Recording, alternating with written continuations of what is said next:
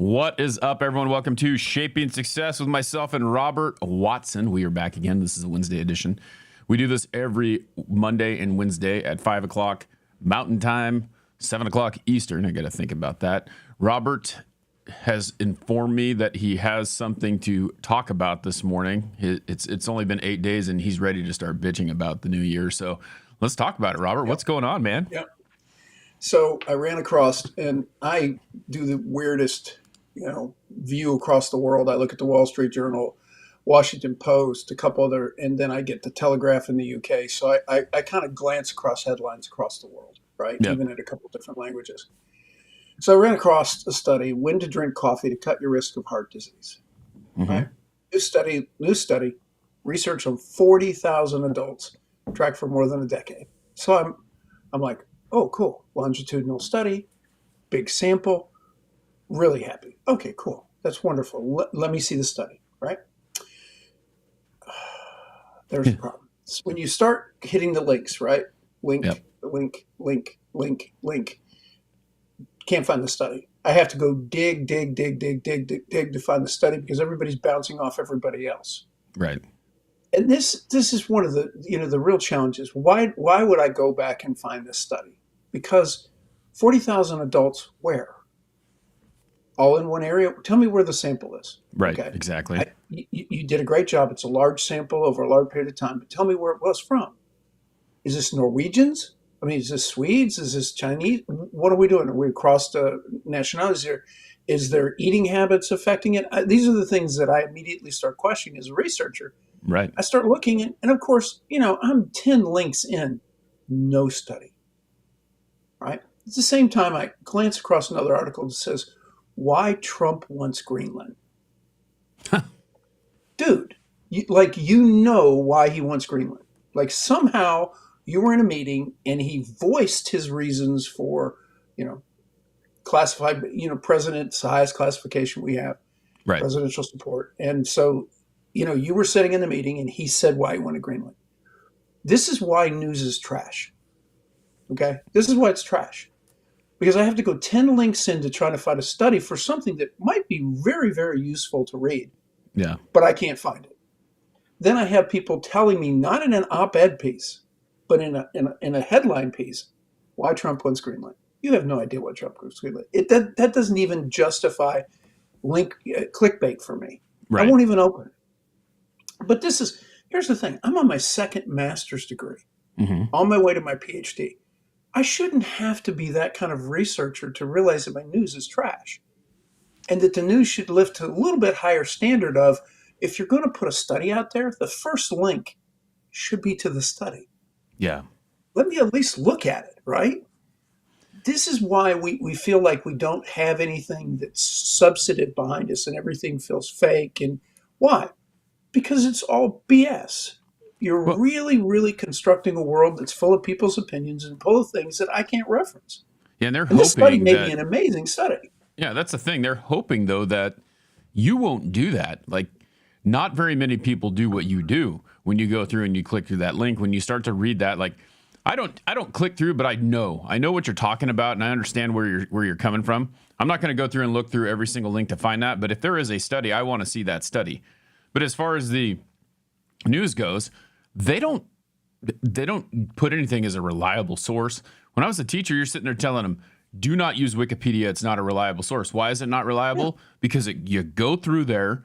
It's not peer reviewed. So there's not anyone who's vetted that information. So you could go in there right now. And if there was a page on, I don't know, if there's a page on you, I could go in there and I could change whatever I wanted it to in there and say, well, Robert Watson was married to Demi Moore. Like, I could put that in there and it becomes true stuff. It's weird. It's just the thing.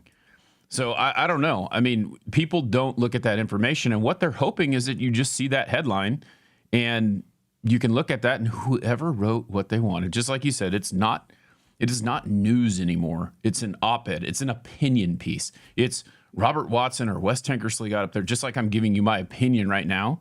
None of my information is vetted. I've just taken whatever I wanted. And I've said what I wanted, and if you believe me, because most people will not go look at the information that is actually there and do it. That's all there is to it. It's stupid. You have to look at what they're telling you. You cannot just Yeah. believe what you see, the headlines. And this study is really, really useful because here's what it suggests. Now, I haven't read its conclusion, I've read their version.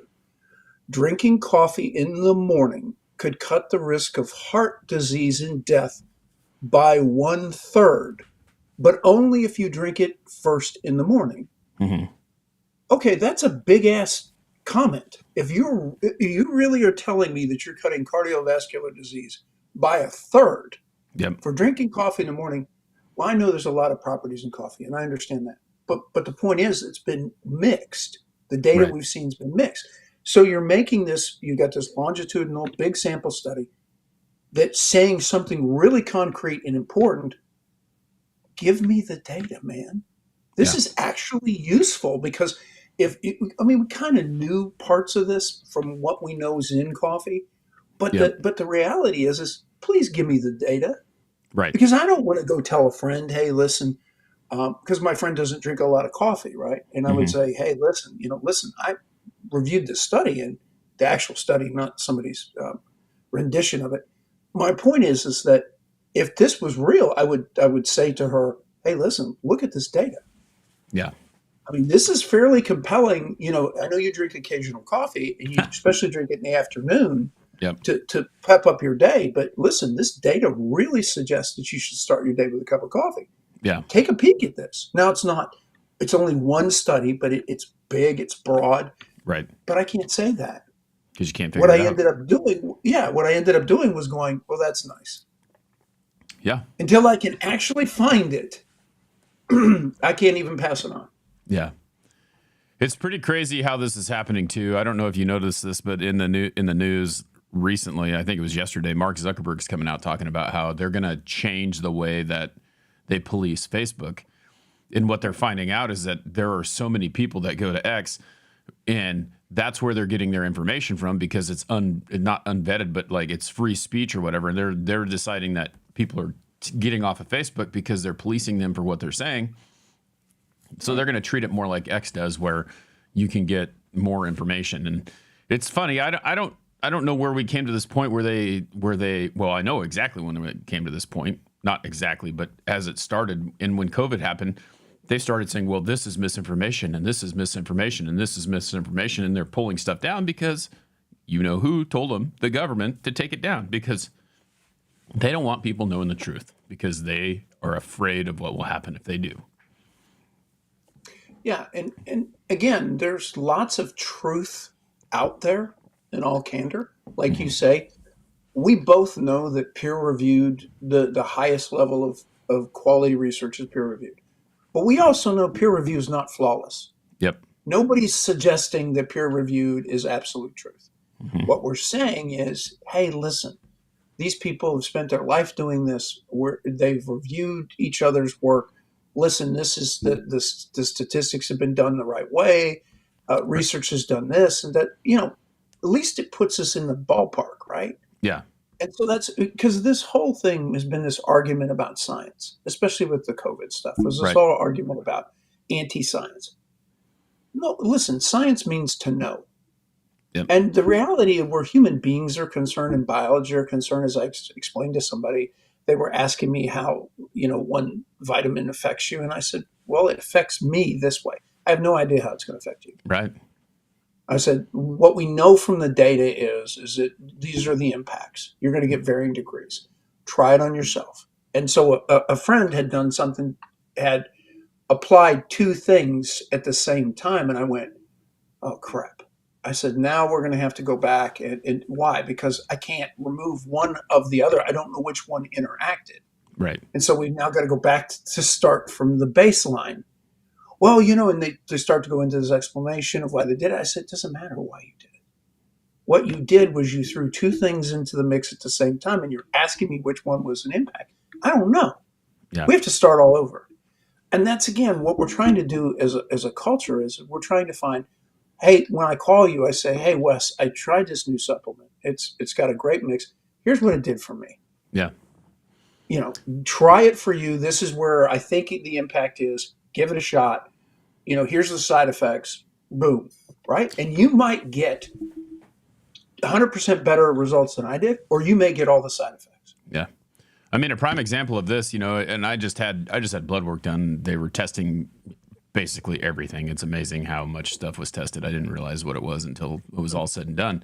But I had a vitamin D deficiency.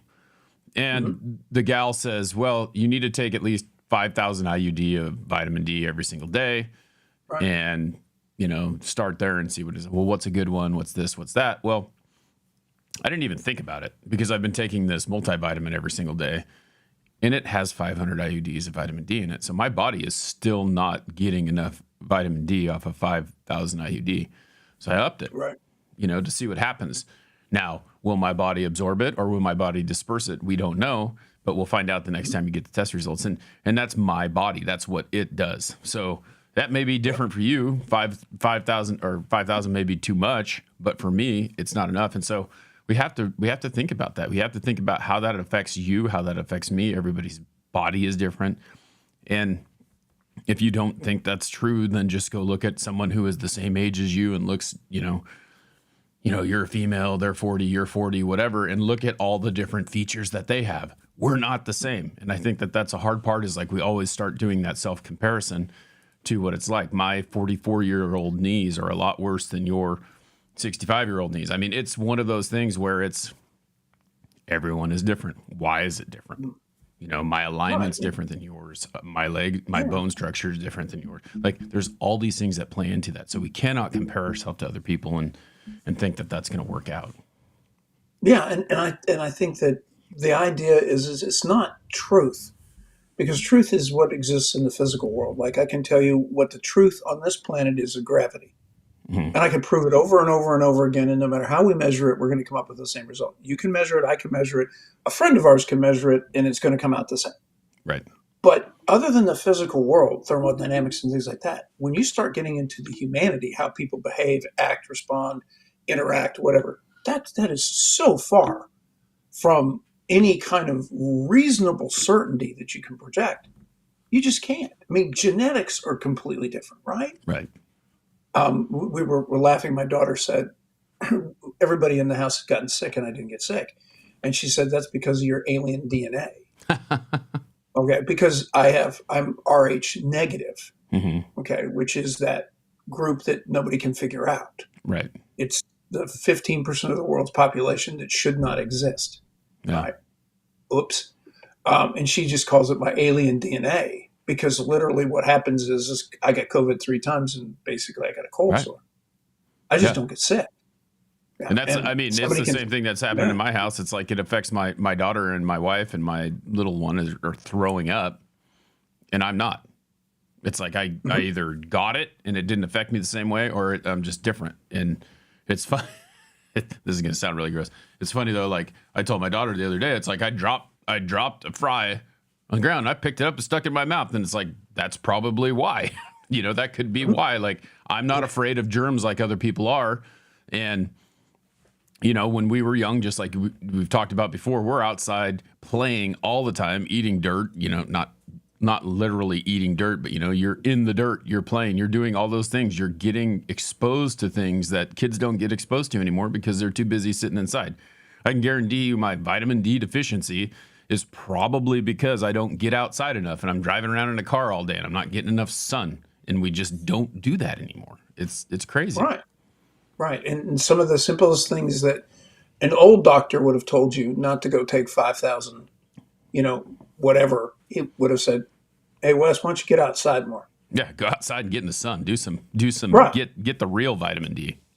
Here's the thing. You need about an hour of sunlight a day. Can you handle that? Can you just go out? That would have been an old doctor would have said, you just need sun.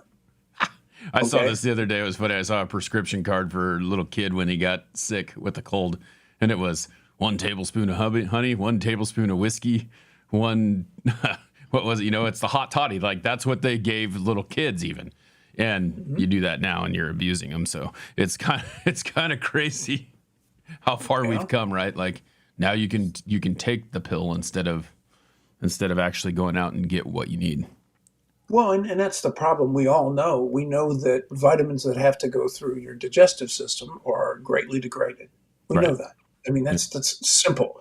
Here's the thing: take the vitamin, put it in a bath of acid, and see how well it does. Because that's what our stomach does to it. I'm like, of course it degrades it. Yep. You know. So, and everybody's stomach's different. Therefore, you don't know what. Yeah, so, it is very much life. It's just like life. It's trial and error, Yeah. and we know that and all kind of stuff. And the idea that you have the ability, especially in, I wrote the book. I wrote my book, and as you see, I have what 175 footnotes, Yeah. right? For a reason, right? I want you to not believe me. Okay, here's what I found out. Here's somebody that agreed with me. Go look at them. Yeah. I put it in there for a reason. I didn't put in a reason to say, I'm smart. No, if you wanted to go find the source, you could. Yeah, and you have You to be just want even more. You have to. That's the thing. Like this study that you found, right? This is a certain demographic. So that's the thing. I think that people don't really dig in even deeper. It's like, okay, so this demographic is. We found in Egyptian people that this happened, right? Are you Egyptian? No, so it might be different no. for you. That's the Yeah. thing. And we have to realize that there's so many different things in Egypt than there is here in the US that could cause and affect that situation to happen.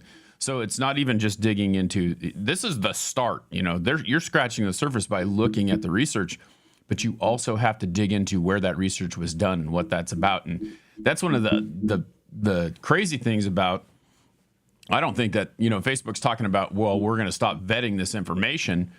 Well, there's a happy medium. You can't vet it to one side or the other. And that's where our problem's at is we're vetting it to I'm left or I'm right. And we don't want, if Facebook is left, they don't want the right to get out. And if Facebook is right, they don't want the left to get out. So that's what they were doing. They're cherry picking the information. So now you're sitting on this platform and people that I know will look at Facebook and they'll see a story and they'll take it for truth. And you're like, okay, that's great. You have to dig deeper than that. You have to go and look. And it's the same thing with X. It's the same thing with any platform that you're on. Even though there's a story posted there, doesn't mean that it's true. I get these baseball headlines all the time about the Giants because, you click on that, that's what you get. And every single headline says, well, so-and-so just signed with the Giants. And then you go, okay, cool. We just got Corbin Burns, which we did not get, but they've showed multiple times that he's in negotiation. He's going to do it. It's clickbait, just like you talked about. And as a Giants fan, you're excited. Oh, they're going to get this guy. He's awesome. Blah blah blah. And then you go back over and he signed with the Arizona Diamondbacks. If you click on the Giants website, you know that that's. Anytime I see a story, that's where I go. It's like you go straight to the source. Is it true? Yeah, but it's the source. Yeah. Other people don't know the source, so they just say, "Well, that must be true." Well, what is the situation here? I mean, and they're lazy too because they don't want to know. They don't care to know the source. They want to do it the easy way. They want to walk in and they just want to look at one spot and think that that's the truth. And it's like, this is why we are where we are. This is why we have the information that we have because people refuse to be smart and think for themselves. They just want someone else to think for them. And that's where we're at in society. It used to be, hey, there was no internet. You got it from the newspaper. And the stories in the newspaper are way less than what you have access to now, right? You have what's in. Well, if you want more information, you have to get to newspapers. So I grew up in Ontario, Oregon. We got the Argus Observer, which was the local newspaper, and the Idaho Statesman, which is a pretty big newspaper. You had to have the two different ones, and you would find the information that you're looking for. But now you can look at everything. And if you choose to look in one place, you're going to get the information you want to see, not the information that you need to see.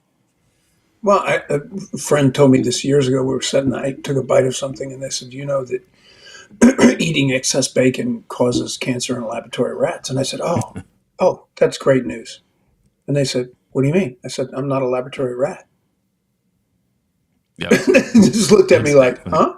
I said, I'm not a laboratory rat. Got to be careful how you talk about bacon. We got the bacon lover in the chat room. Oh yeah, I love bacon. So I was very offended that I was like, whoa, what do you mean? But again, you put things into some kind of context, and we exist in a world where context has been completely stolen from us. And I just say, we got to give it back. Right. And we see these people making attempts to create news sites that are trying. But again, everybody's just tons and tons of opinion. And Right. it is just that. It's just opinion. We need actual things that we can actually believe in. Like, for example, I gotta say it. So you run out of vaccine for COVID Mm-hmm. and you test it for a whopping 60 days, Yep. 90 days, whatever. One of the things we've learned over the last 100 years, in the FDA has learned this and they know this backwards and forwards. You've got to give everything a couple decades. Yeah. Okay, a couple decades. Why? Because you got to figure out now, are you trying to save people's life by doing what you did? Absolutely. Your intentions are well meaning, no question. But here's the thing we do know, a couple decades for Yeah. vaccines, a couple decades for treatments. Why? We need to see not only the short term effects, but we need to see the long term effects.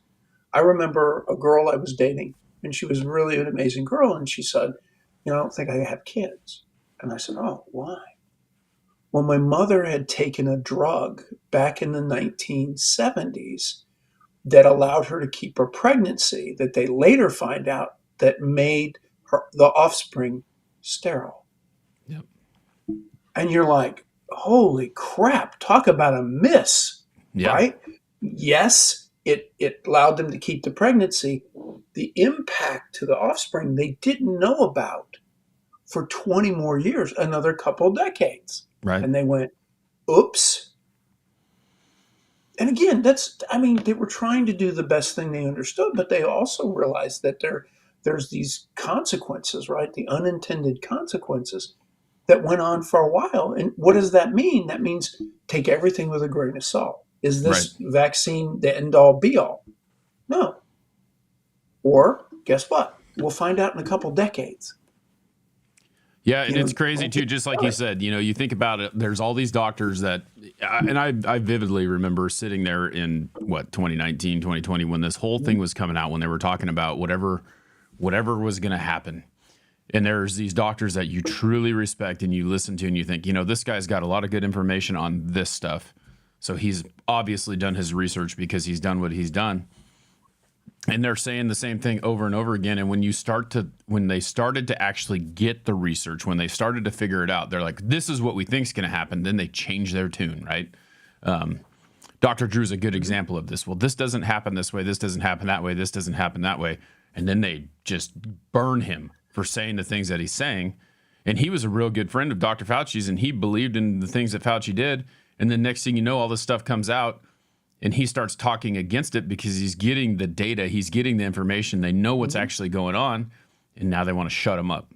And it's all called misinformation now. Like now all of a sudden we're misinformation because someone wants you to think that this is right and wrong. And it's a funny thing, we've talked about this before, but once you have to admit that you're wrong, you all of a sudden just stop.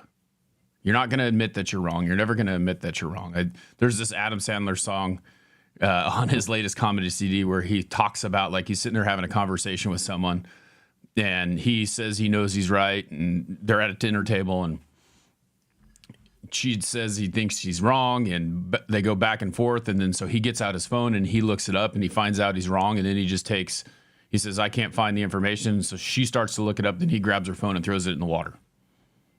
Because he doesn't want to admit that he was wrong. Yeah, and here's the thing. It's not about intentions. Everybody's well-intentioned. I'm not questioning their intentions. I'm not questioning their science. Yep. None of that. It's none of that. I am not denying any. No, not at all. I'm in total support. But I also know the reality is, give me a couple decades and I'll tell you how it truly works. Right. And people are like, whoa, no, that's not science. Yeah, it actually is science. It is, yeah, because now you have an actual sample of what's really going on and you know the answer. Because just like you said before, you're testing 20,000 people. I mean, what we basically were was one big science experiment. Everyone gets this vaccine and we find out what happens. Now we don't know what the long-term effect is, just like you said, but we see the short-term effects of heart disease and all these issues that they're having with it. we see the short-term effects. So now what are the long-term effects? How we're not going to know for another 10, 15, 20 years, just like you said, did this really affect that? And they're still pushing it out there. You know, hey, you should get your COVID vaccine. And again, when you look at it over the long term, we may look about 20 years and we say, listen, based upon the data, doing this saved 100 million lives. Mm-hmm. Yes, it affected negatively, more negative than we thought, but it saved 100 million lives. I'm going to say the same thing everybody else is going to say. Damn, guys, good job. Yep. Right? Because again, what you're trying to do is you're saying, this is the best information I have. One of the things that, I've done, and you've read the book, so you know how many times I've been near death. I use the best available information that I have at the time to solve my problem, whether it's parachuting, flying, whatever, to solve my problem in that moment. I use the best information I have available. That's all I can do. Yep. If later we go back and go, ooh, you didn't really see that other data over there. No, I didn't. Yeah. Well, I mean, and you think about it too, like you can think about jumping out of a plane, just like you talked about. Right. Tell me, you're getting ready to jump out of a plane again, right? You said, I want to get back into these things. I want to do some more skydiving. I want to do this. I want to do that. How long has it been since you skydived? About 10 years. Okay. So when you do it, you're going to come back on here and you're going to tell us how different the parachute is 10 years later than it was when, and it's going to be different, right?